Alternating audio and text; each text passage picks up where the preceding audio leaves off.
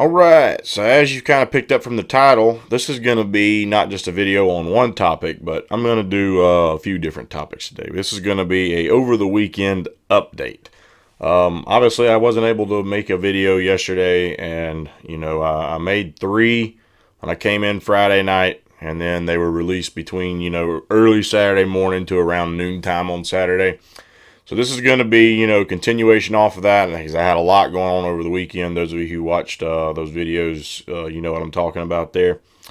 So with that being said, there was a lot of things that went on over the weekend, and I want to do a jump straight into that. So the first thing we're going to look at is something we've been talking about on this channel a lot. There's been a lot of people saying that, Donald Trump was, not doing right for the economy with his, I guess, using the bully pulpit and carrying a big stick, the old Teddy Roosevelt analogies there. That he wasn't being very smart when he was using tariff taxes and trying to fix this whole thing with China. Now, I've been vocal that anything worked out with China, it's going to be a uphill battle because we owe the Chinese so much. We owe them so much money. How do you go to a debtor and tell them what they're going to start doing? See, in any other aspect, that's not how things work, okay? And the Chinese had gotten such an upper hand on us, but nonetheless, something was going to have to be done because they were literally, robbing us blind over here. Intellectual properties, hacking, things like that, okay? So there's a lot of problem going on with China right now. Well, who knows if this is going to last? It remains to be seen if this is going to be effective. It remains to be seen if this is going to improve much. Is it really going to make a big change, or is this all just a bunch of political theater? But for all the people who were saying that the tariff tax thing doesn't work, tariff taxes do work. The question is whether what we're about to look at is actually going to take the full effect that it should on China. I said from the beginning that a lot of people are going to see if it hits the market and prices are going up and things of that nature. They're going to look and say, oh, this isn't working. This isn't working. We need to abandon this whole concept. No. One criticism I actually had of Tulsi Gabbard was she basically said that we weren't handling this in the right way. Unfortunately, you can't look at a price jump because of a trade war, okay, as your measuring stick on whether or not what Donald Trump was doing was actually working. Okay, you can't look at that because that's going to go up. You're going to have the trade war, and that's the only way you're going to be able to get things, renegotiated. Because, think of it like this, people. Does anyone really believe that a government is that honest, especially one that's not even like a close ally of ours like China? That when you're having massive trade deficits and they're getting massive trade surplus from a lopsided deal, and you go up to them and say, we want an even playing field. Can't you be nice to us? Does anyone expect them to say, why, sure, golly bum, we don't want you to have a trade deficit. Sure, let's make a fair deal. We love you, United States. We don't want to upset you. Do you really expect anybody to sit there and say that as a foreign country? I don't care if they were our bestest friend ally. They're not going to do that. They're going to sit there and say, wait a minute. This works very well for us. So tell me again why I shouldn't be telling you to go pound sand right now, because this works for us. And you're the morons who agreed to it, so you have to enter into that sort of a thing to ever get anything worked out. That's... People say the government is not like a business. The government in many ways is very much like a business. And you have to go into there to try and fix a trade deal just like you would a business deal. Sometimes you have to, make it difficult. Say, okay, hey, you don't want to play fair? Here's your alternative, man, but something's got to be done for me. I'm just not going to... I represent this country, and we're tired of getting dumped on by a lopsided trade deal. Yes, a moron may have negotiated this out with you, but it's time for a change, okay? So, that being said, Now let's take a look at an article from CNBC about what was announced on Friday. China and the U.S. announced Friday they have reached a Phase 1 trade deal, including some tariff relief, increased agricultural purchases, and structural change to intellectual property and technology issues. Some details of the partial accord, which the world's largest two economies will now move towards signing as they aim to rein in a boiling trade war, appeared murky. As Chinese officials briefed reporters on the details of the agreement Friday morning, President Donald Trump also announced terms of what he called an amazing deal. Major U.S. stock indexes initially jumped following the news of the deal, but later gave up those gains. The U.S. plans to scrap tariffs on Chinese goods in phases, a priority for Beijing. Vice Commerce Minister Wang Xiaowing said. However, Wang did not detail when exactly the U.S. would roll back duties. Trump later said his administration would cancel its next round of tariffs on Chinese goods set to take effect on Sunday. In tweets, he added that the White House would leave 25% tariffs on $250 billion in imports in place, while cutting existing duties on another $120 billion in products to 7.5%. China will also consider canceling retaliatory tariffs set for Sunday, according to Vice Finance Minister Liao Min. So yeah, just as I said, this is the sort of thing you're going to have to do. And you can't expect when you have to get into a situation like this, things are going to go great. Now, am I going to sit here and sing Kumbaya and say, oh, finally, our war with China is over. The trade war is over. We're going to have a better deal. No, that remains to be seen. I'm very skeptical as to whether or not the Chinese are going to do this. The Chinese and North Korea tend to do one thing in particular. They tend to give you the impression that they want to reach an agreement. I'll tell you what, how about we do this? And then when it gets to, minutes to midnight, okay, they all of a sudden bail out. The more that we think about it, and meanwhile, they've kind of stopped you. The tariffs you were going to implement didn't happen. So they got a little bit of a reprieve that they wanted, and then they back out. They've already done that once earlier this year. The Trump administration, Larry Kudlow, the whole 9 yards of them, they were coming out saying, oh, yeah, we're close to a deal. We're close to a deal.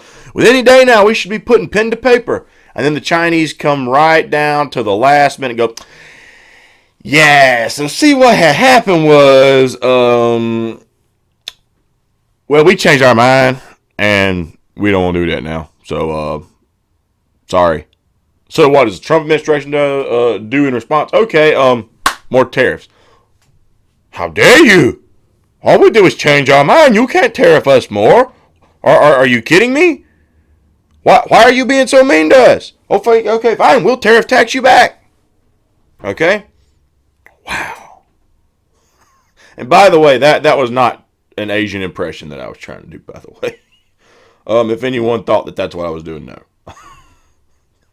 But seriously, this whole trade war thing, I'll believe that the Chinese government are actually going to go through with this whole, trade agreement thing. I'll believe it when I see it. Okay? That being said, let's move on to story 2 of the day. Okay? What else went on there over the weekend? Ah, yes. Al Green. So while we're on the topic of President Trump, obviously this whole impeachment inquiry is going on. And people, there's still a large chunk of them out there who believe that the only reason that Donald Trump has supporters are because they are racist, because he is a racist. Nope. I promise you that's not the case. Now, Am I foolish enough to believe there's not racist Trump supporters? Of course there are. Of course there are. I think that's become obvious at this point. But at the same time, trying to smear him that way as for all my viewers, I know I have a lot of Tulsi supporters out there. You have to be fair, okay? You can't smear Trump that way and then sit there and say that those same terms wouldn't apply to Tulsi Gabbard. And I'm not saying that because they don't apply to either one of them. But if you stand by and allow them to apply them just to Trump, even though their narratives are a night and day difference, I'm not saying that they're the same, but nonetheless, there are many Americans who just simply heard what Trump said that's in a lot of ways similar to some of the things Tulsi Gabbard's running on. Getting out of wars, for example, okay? Stop all the regime change war. Start spending that money back in the country. Those are principles that was part of Donald Trump's campaign in 2016. And they voted for him, and a lot of them who just watch Fox News all the time still think that he's doing exactly what he promised that he'd be doing, because Fox News is sitting there singing his praises all the time, especially now that Shepard Smith has gone from the 3 o'clock block Monday through Friday. Okay? And so if you stand by and idly, sit back and say, oh, yeah, okay, yeah, we'll let the whole Trump supporters a racist thing go, that this is exactly when you create that slippery slope, that's when they try to keep smearing Tulsi by saying, oh, David Duke come out and supported Tulsi. Now, you can say that she at least was quick to shoot that, endorsement down, say, I don't want your endorsement, and Trump lingered a little while or whatever. But nonetheless, the smear tactic to me is a bunch of bogus. But what lands and hurts the Democrat Party when Fox News and President Trump and all of his supporters, what do they see an awful lot of? Okay? What do they see an awful lot of that gives Donald Trump his firing power when he comes out and attacks people in Congress from the Democratic Party? You see, we're hearing a lot about, obviously, people, that watch my channel, myself, obviously, we're more for that Tulsi Gabbard type of candidate, or Andrew Yang, even Bernie Sanders. And what do they all have in common? Identity politics is not a big part of their campaign. But if you think that the Democrat Party, now you could say the Republicans too in a lot of ways, but definitely on the Democrat Party, if you think that identity politics is not a big part of their platform, well, let's just take a look at this next clip. Congressman Al Green. How you doing, How sir? are you today, man? Better than I deserve. Do you remember me by any chance? I think we met over here. Yeah. Oh my gosh, I'm actually really honored you remember me. I saw what you said on Friday. I don't know what I said on Friday. I said a lot. You called the president a racist again. Well, and you were projecting your race baiting onto him again. Well, you have your opinion and I have mine. But that's a serious allegation, Al. Well, Al, he's not a racist. I'll tell you what. If you want to follow me in here, you can. I don't want to follow you in the bathroom. Can you give me just 1 minute, Al? I have to go. All right, Al. We'll wait for good old Al. Yes, Can we sir. just talk real quick? I won't bother you once we get out of the airport. You can walk, we can All talk. right, we'll walk. Okay. Now, we'll move on from the racism stuff, but I just got to tell you. Move on from that. Well, it's BS. No, he's not a bigot. And you're a bigot That is, supporter. but don't you understand that that's so immature? You support this bigotry. You see children being What bigotry? being held up at the wall down there that you like. Do you so realize much. that the UN The just put out a president is report? bigot, No, Al. and Do you're you realize that supporting the his UN bigotry. just Why put? do you support Al, bigots? Can I Why do explain you something, support please? bigots? Well, can I answer you? Excuse me if you don't mind. The UN just put out a report. Why do you support- There were more children in government Why custody do you being support detained bigots? under Why do you Obama support than anyone bigots? else. Why do He's you not a support bigot. racism? See, you're lying about Why that. do But you here's what I support want to say, Al. racism? Are you Al. a racist? No, obviously Well, why I'm not do a you racist. support- Are you I a think you racist? are. It is obvious to me. You're calling me a racist, Yes. huh? Okay, you don't even know me. Yes. You know Well, nothing but you about me. support But Steve, racism, this so is you what you're must doing be to a Trump. racist. Why This are is you what a you're doing to racist? Trump. You Why don't are know a Trump. racist? You're lying about Don't Trump. Put your hands on me. Why are you a You're racist? lying about Trump, and Why you are know you it. a racist? But here's what I Why want to did you tell grow you. up racism? You can lie Is about this what your racism all parents day long. taught you? You know, Did you real get it people, from your real parents? people actually dealt with Why are real you a racism racist? in this Why are you a country, Al. racist? You're such a bigot.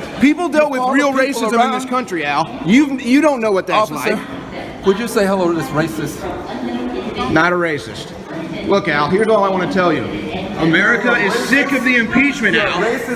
America's Okay. Where to begin with that? Seriously. I guess I'll try to start with it here. As I said before we got into this clip, this is why you have such division. People blame all the division on Trump. I'll give you that a lot of the stuff that man says can be divisive. So is that crap. Now, am I going to sit here and defend Owen Schroyer from InfoWars and say, oh, they're not trying to, help push narrative? No. Okay, I don't really know that much about Owen Schroyer, but the InfoWars has definitely became a farther right-wing propaganda pushing piece. Alex Jones. Once upon a time, Alex Jones did reveal some stuff that the deep state didn't want us to know. And then that guy, he kind of went off the deep end. I mean, he really went off the deep end talking about water turning the frogs gay or something like that, right? So, yeah. That being said, Owen Schroyer, the InfoWars thing aside, what was something that he was trying to point out during this yelling match with Al Green in this airport here, okay? That Al Green's version of how he's a racist is, kids being locked up in cages at the border and this and that. Obviously, that's a big issue. We've heard about it all year long. We've heard them called concentration camps by multiple people. We've had the debate on that. We've had it's been going on for a long, long time. But what a lot of people seem to not want to be able to admit, and this is literally nothing but tribalism, and just wanting to pass the buck. Well, the buck stops here, people, okay? This crap happened under Barack Obama. It was going on under Obama. Now, you could say, Trump and zero tolerance. Whatever. Tomato, people. If it happened, period. If it happened, they did the same things. Just because one may have done more than the other, and according to that UN study, which he cited, okay, you got less now. And that's probably, now you could say that's because of all the pushback that's come from it. Whatever you want to view as the reasoning here. But Al Green is sitting there he's not arguing policy. He's not arguing anything for the economy. He's a racist. He's a racist. He's a racist. Are you a racist? Are you a racist? You're a racist supporter. You support racism, so you must be a racist. Okay, Al Green. Let's take your logic. Let's look at it this way. Barack Obama took us from 2 conflicts into 7. That's up by 5. That's over double. Okay? What we were in under Bush. Okay? Now, Al, how many innocent people got killed as a result of all that warmongering? What did we just learn from those Afghan papers that came out? And that basically, we're just over there wandering and meandering around in Afghanistan, squandering money and blowing it hand over fist, and really, people over there are sitting around going, it'd be awful nice if I knew why the hell we were even here. And you people don't criticize Obama. You supported Barack Obama. You stood up for him, without a doubt. Yet, going off what we've seen from the Bush and the Obama administration, you probably didn't support Bush. We pick up on that. But you supported Obama. They really weren't much different. Let's remember, people, Noam Chomsky himself said that Obama was worse in the Middle East than George Bush. Now, the darling of the left, the godfather of the left, the man that many, democratic socialists and social democrats adhere to the ideology of, is Noam Chomsky. And he said himself in an interview that Barack Obama made things worse in the Middle East than George Bush did. And everybody wants to look at George Bush as the big war criminal. Noam Chomsky said Barack Obama was worse. Don't have to take my word for it. Go look at the interview. Just Google it. Noam Chomsky. I think you can look up like a Noam Chomsky on Obama in the Middle East or something like that. You'll find the interview, okay? So, Al, you support Obama. Okay. Donald Trump said racist stuff. So, anybody that supports Donald Trump is supporting racism and they're a racist. That's your logic. That's your analogy. Okay. Then, since Barack Obama committed war crimes, killing innocent civilians, stuff that Edward Snowden leaked out, do you support war crime, Al? You support war criminals, Al? So you support war criminals. You're a sitting member of Congress and you support war crime? Because that's the analogy you're making. And this is my point. This is why Donald Trump resonates so much with so many people. Because they're sick and they're tired of hearing this ridiculous BS. What does this accomplish? What does all this you're a racist? What does that crap accomplish? Not one damn thing. Nothing. Meanwhile, you've got people sitting in Flint, Michigan that don't have clean drinking water. Meanwhile, our infrastructure is crumbling the hell apart. Meanwhile, you've got people, even though jobs are coming in, they haven't been trained properly in a flawed education system to be able to go out and get those jobs. And when they try to further themselves in college, wind up with a load of student debt because of that flawed education system that says you can't get a degree to go out and do something without having to take a bunch of extra classes that don't pertain to any damn thing you're trying to go out and do in that world and in that job. Point in case, my mother-in-law is an accountant, makes good money. She had to take an astrology class in college when she was going for her degree. Now, she's going to be an accountant. Please tell me where the frickin' link is between astrology, looking at stars, and being an accountant. Because I think the only person that could find the link on that had to be smoking LSD. You've got all these problems going on, Al, and people like you aren't addressing a single bit of it. The only thing you can do with your time in Congress is pull the race card, race bait, and fuss and yell about racism, racism, racism, racism, racism.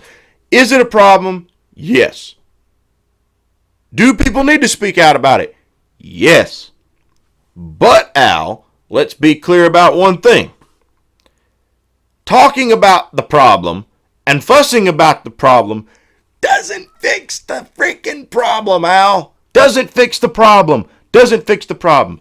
Your method and what you're doing only makes the problem worse. And the reason it makes the problem worse is because while there's millions and millions of Americans that don't have health care, can't drink water, don't have good jobs, overloaded in debt, going bankrupt, can't afford a house, can't afford a car, can barely get a good paying job, not making living wages, places like Amazon, as Jimmy Dores pointed out, put an ambulance outside because they know people are going to have heat exhaustion and go to the hospital. They'd rather pay to have that ambulance stationed outside than to put air conditioning in their warehouse. This is something that was brought up when Jimmy Dore had Cenk on yesterday. You've got things like that going on in the country, and while their situation is not improving, they're turning to the politicians to say, fix this! Do something! For God's sakes, we're out here dying! Do something! And people like you can only sit back and fuss about the problem, but can't do one damn thing to fix the problem. And what you yell about is racism. All you can fuss about is the racism, the racism, the racism, the racism. And meanwhile, all Americans of all races, all genders are sitting back saying, fix this shit. Please, for the love of God, fix it.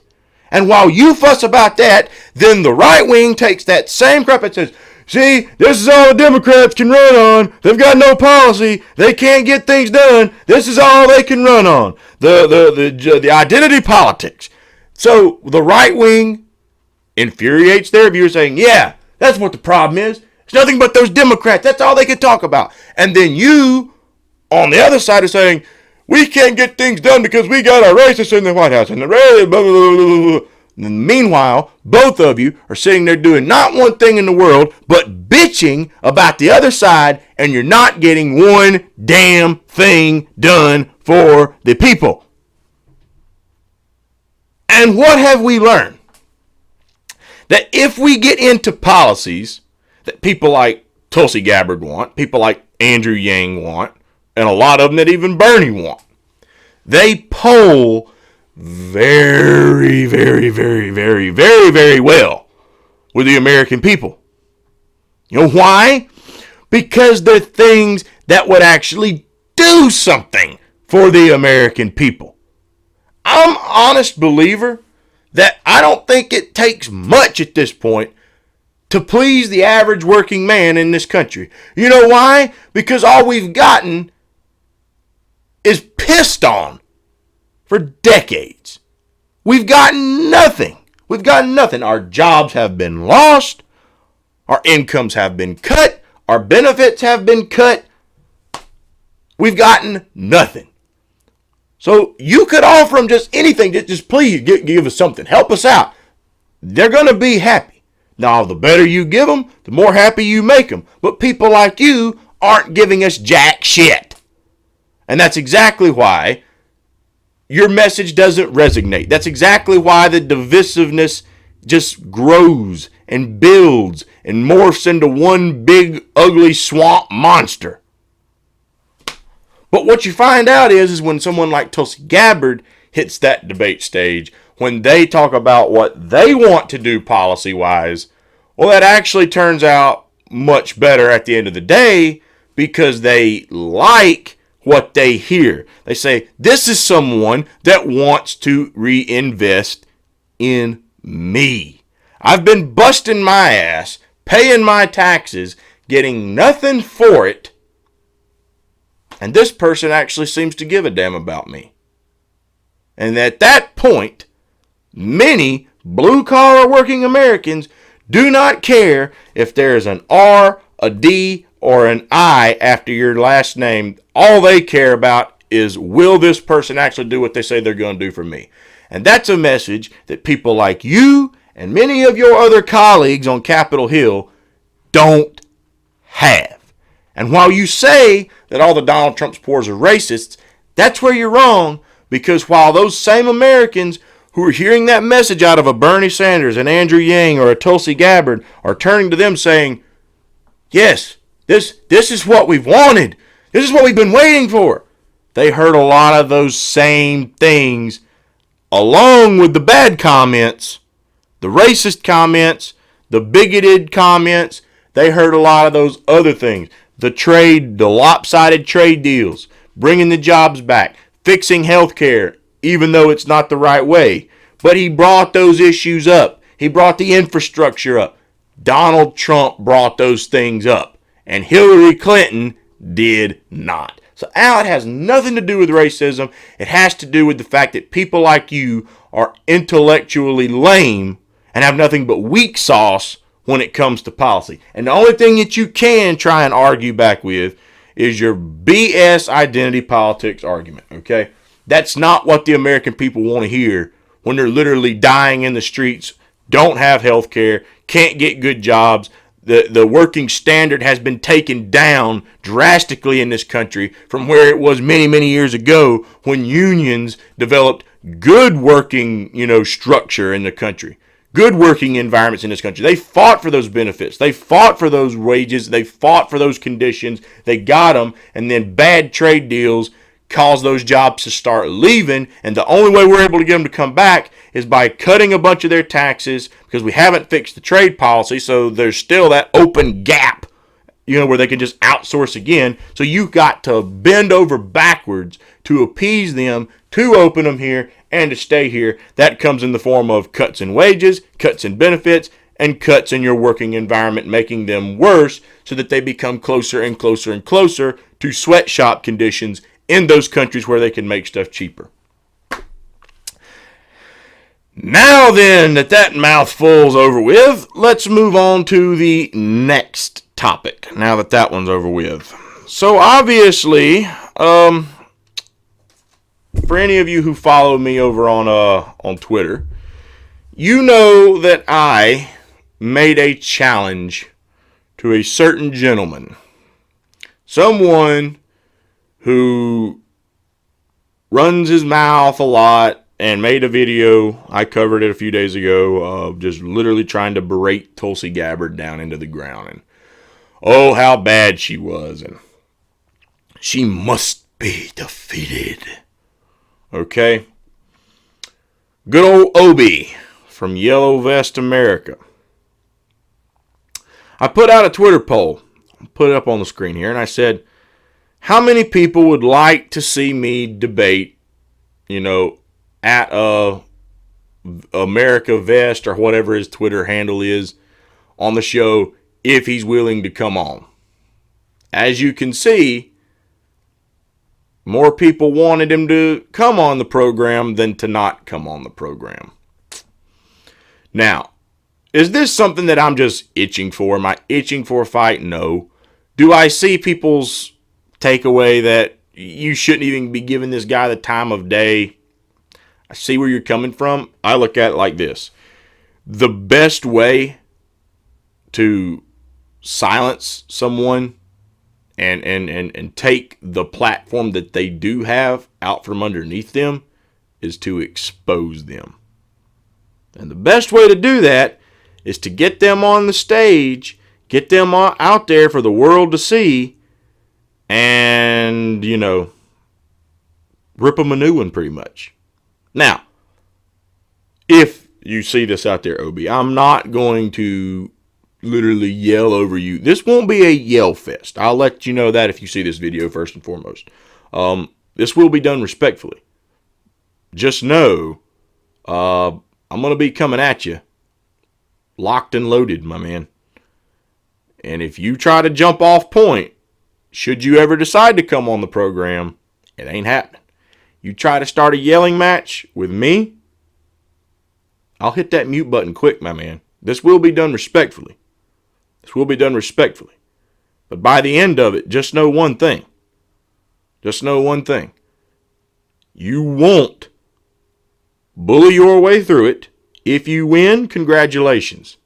I'm confident that I will, and that I will prove the point that people like you who are trying to voter shame are dead wrong in your entire premise as to why Tulsi Gabbard supporters are wasting their time and how they're just hurting Bernie Sanders. I'm confident I'll be able to make that point against you. And I'm confident that the more people who see it, they're going to come out of it agreeing with me. But we'll let the views and we'll let the likes and dislikes and the comments decide that if you ever come on. Just know it will be done respectfully. If you get out of line, I'll mute your ass. Quick. Okay? However, let's be honest. I sent that tweet out. I sent that poll out. And then I tweeted out the result.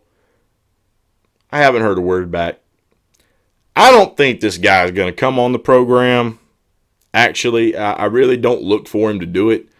A lot of people are saying he got, real butt hurt after his whole Nico House debate. And so he doesn't want to do another one of these. I could see that. I really could see that. But then again, there may just be one other big reason as to why he doesn't want to come back on the program either. Matter of fact, let's just take a look at that real quick for a moment, huh? Okay, so just to give you some context where I'm going with this real quick. Remember I said that Cenk lost his endorsement from Bernie Sanders. Of course, Cenk has come out and said he wants everybody to take their endorsements back. He doesn't want to hurt their campaigns. Bernie took his back. We're going to get into that a little bit later again also. Well, these tweets can't be found on good old Yellow Vest America's Twitter page anymore because he took them down. But luckily, one of my Twitter followers got a screenshot of it or something, and he tweeted them out. And let's just, I think I realize now just why Yellow Vest may not be so gung-ho to go back out there and defend good old King Progressive anymore. And the reason why is because he sent out a tweet in response to Bernie Sanders. Bernie Sanders, of course, tweet at Cenk has been a long-time fighter against corruption. However, our movement is bigger than any one person. I hear my supporters who are frustrated and understand their concerns. Cenk today said he is rejecting all endorsements for his campaign, and I retract my endorsement. To which this gathered a response from Yellow Vest America. I am stopping my monthly donations. Sorry, Bernie. And then he went on to tweet about it again later on, and you're going to see this tweet up on the screen. And for those of you who are looking at the little like on that tweet, that wasn't done by Yellow Vest. This is obviously done by whoever screenshotted these tweets. So, you know, that they could put this out there.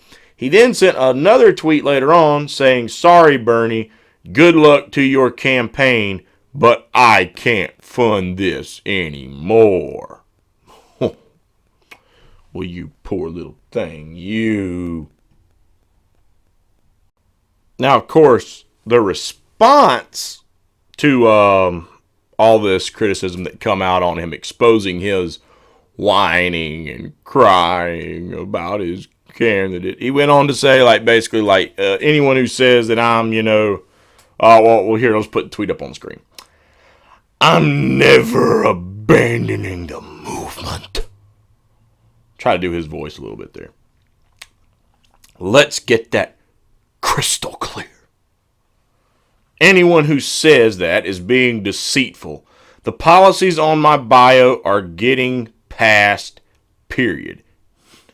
To which he went on to say, context. I posted saying I won't be giving monthly donations to Bernie anymore and deleted the tweet. Oh, so you had second thoughts, huh? I can't stand the overall situation, especially after seeing the left get dominated in the UK. That's what happened. He just it got to him, y'all. It got to him. To which one of I guess his followers and viewers said, "You were disappointed and you had an emotional reaction, Obi. I get it. It's cool." Wow. Okay, so it's cool, bro. It's cool, Obi. You just had an emotional reaction, man. It happens. It happens. Sometimes you figure out that who you were supporting was a phony and doesn't have much backbone and guts to stand up for the people who stand up for them, and then just sometimes you lash out, but it's okay, bro. It's okay. It's okay. It's okay. It's okay. I mean, I'm sure you'll be fine. You'll be very happy even after seeing what people like myself have been saying about Bernie Sanders. I'm sure you're going to bounce back from this just fine. Just fine. As a matter of fact,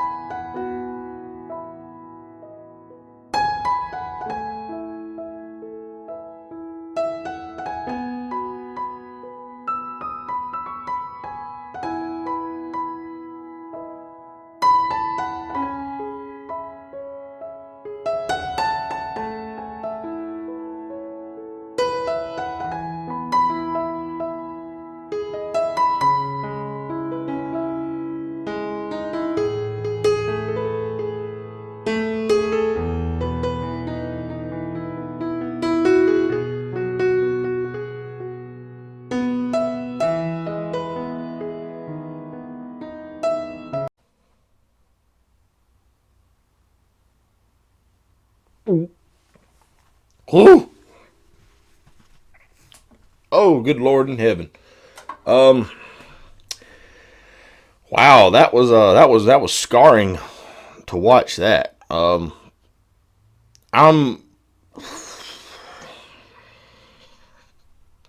I need something to help get that out of my head.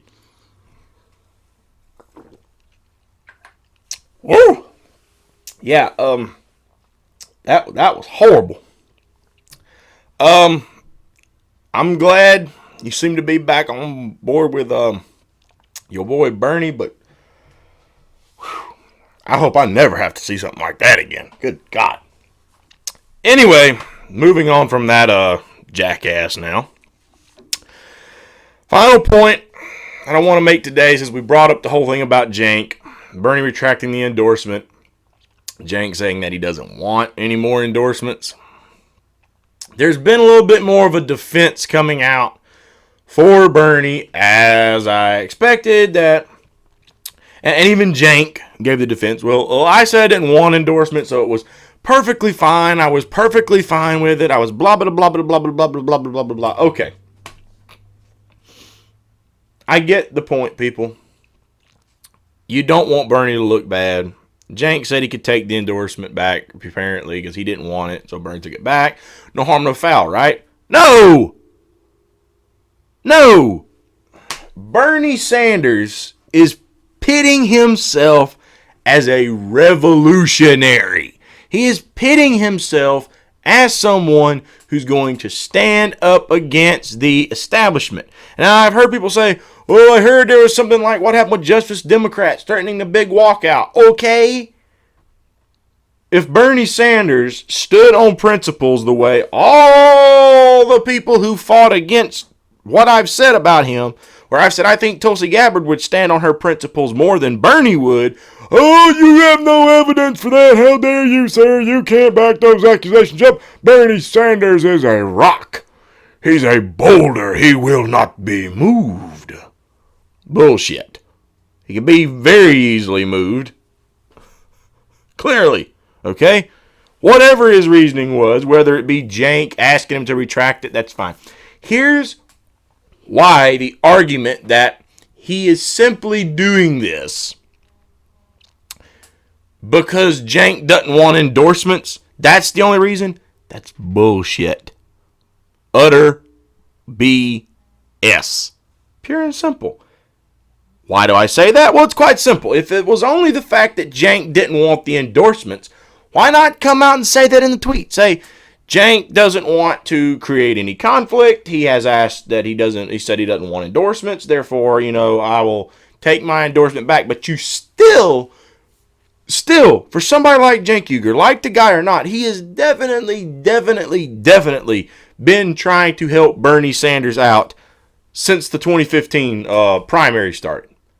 He has been a huge supporter of Bernie Sanders. So if I'm Bernie Sanders and I've got a guy out here who founded a platform, like this guy or not, I'm playing devil's advocate here for a moment, folks, okay? If I'm Bernie Sanders and this guy's been supporting me, brought me on his program, tried out my presidential campaign, literally did everything in his power to help me out, and he runs for Congress, and there's some backlash out there about him and blah, blah, blah, blah, but I've come out and endorsed him, and he says he doesn't want to take endorsements. Am I just going to completely turn my back on him? Well, I wouldn't. Would I then say, okay, he doesn't want endorsements, that's fine, but let me tell you what I think about Cenk Uygur still yet and why this man should be elected to office? Would I do something like that? Of course! Sure, all you Cenk fans will love that one out there. Okay? So yeah, definitely that's what Bernie should have done. And why do I know that the whole retraction is not what they're pitting it out to be? Well, it's not. Look at the language in the tweet. Look what he said. He said, I've heard the complaints from my supporters or something like that. And that no one person is bigger than our movement. So what's the real issue here? He could have left that part out of it. Clearly, if he thought that much of Cenk Uygur, he would have said, you know what? You people smearing him, you're wrong. He's not that kind of a guy. Did Bernie just retract it because Cenk didn't want it? No, he retracted it for a combination of reasons. He really retracted it because he caved in and rolled over for, the PC police, okay? But then he was able to use Cenk's "I don't want endorsements" as the scapegoat at the end of the day. He's like, oh, well, he doesn't want endorsements, so, it's fine. It's fine. No harm, no foul. Again, Bernie Sanders has become a rollover dog for the PC police and the Democratic establishment. He is a rollover dog. That is why I say Tulsi Gabbard would be far more firm on her principles than Bernie Sanders would be, because he has become a well-trained puppy for the Democrats. Every time they have an outrage, Russiagate, Venezuela, Cenk, he rolls over and goes, okay, I'm sorry. Just rub my belly a little bit. I'm sorry. Okay? That's what Bernie Sanders has become. You can agree with me or disagree with me. That's my opinion. You don't have to agree with it, but I pay attention to what's going on. Bernie Sanders is literally rolling over all the time for them to give him a nice little belly rub and a treat. Period. Okay? And since we're on the Democrats, I want to throw one more thing actually into this video. We've gone this far, we might as well throw one more thing in there. How about these Democrats, man? Trump, first, he was a Vladimir Putin puppet. He was a Russian asset, blah, blah, blah, blah. The Russians were behind him. The Russians were funding him. Then that, now we got the Ukrainian deal, the impeachment inquiry, and before he even got elected, they were nervous about him having his finger on the button. And what did the Democrats just do for this man? They gave him a bigger military budget. Wow, doesn't that make a whole lot of sense? So everything for all of the lefties out there who thought that the Democrats getting elected to Congress was going to make, as we say in the South, a hill of beans difference. And if you want me to slow that down for you, if you didn't grab what I said, it's a Southern cliche, a hill of beans difference. You can Google that if you want to know what it means, okay? It made no difference. They're literally playing ball by the establishment. Keep in mind, folks, when everyone wanted these Democrats to get elected to Congress, what was it? We won't have Nancy Pelosi as our speaker. AOC, that whole crowd, we don't want Nancy Pelosi. We won't vote for Nancy Pelosi. And, yeah, how'd that go? There were literally people running against Republicans going for Congress in these congressional districts. We oppose Nancy Pelosi. We don't want Nancy Pelosi. We won't vote for Nancy Pelosi. And yet, when the rubber met the road, who went up against Nancy Pelosi to become Speaker of the House? They floated a couple names. She was the only one that even stood up against the Republican when it came time to elect the Speaker of the House to get that speakership. So yeah, that was a whole bunch of BS and a load of nothing. She got exactly what she wanted. She became the Speaker of the House, and all these Democrats vote. And now what are we getting? They complain about Trump. Trump's a constitutional crisis. He's a big threat to the country. Yet let's, in a congressional budget, will reauthorize the Patriot Act, continue to give him even more spying power. I'm sure that the Republicans and Trump, are completely opposed to the fact that Democrats under the dead of night slipped that on in there for President Trump. All the things they said they were going to stop him from doing, no Republican wanted to vote for it. And so, as a result, they pretty much just fold over and give him a bigger military budget, okay? And any of the provisions that they wanted pretty much went out the window. Yeah, these Democrats sure are doing a hell of a lot for all you people that put them in office, huh? Yeah, they're not doing anything. As I said earlier, all these Al Green, Sheila Jackson Lee, Maxine Waters, what the heck's his name from Tennessee, Cohen, Jerry Nadler, all these jokers up in Congress, man. I mean, and the list goes on and on from there. We can go to Hank Johnson down in Georgia. I mean, take your pick, man. Nancy Pelosi, seriously, take your frickin' pick. They don't push policy for the people. They just stand up there and bicker and grumble and moan like a bunch of little children. Stephen Cohen's claim to fame is trying to give Peter Strzok a Purple Heart and eating KFC chicken, referring to the Attorney General William Barr's chicken bar. Meanwhile, has anybody looked at Stephen Cohen lately? This guy literally looks like the used car salesman that would sell you a car that he put sawdust in the transmission to keep the gears to seem like they're shifting more smoothly. For those of you who don't get that reference, I encourage you to go look this up. Many years ago, when a transmission was going bad, an old shyster technique that many of them used to make it seem like the transmission was still shifting more smoothly, and it was literally to the point it was about to go. What they would do is a latch-ditch effort. It wouldn't fix it.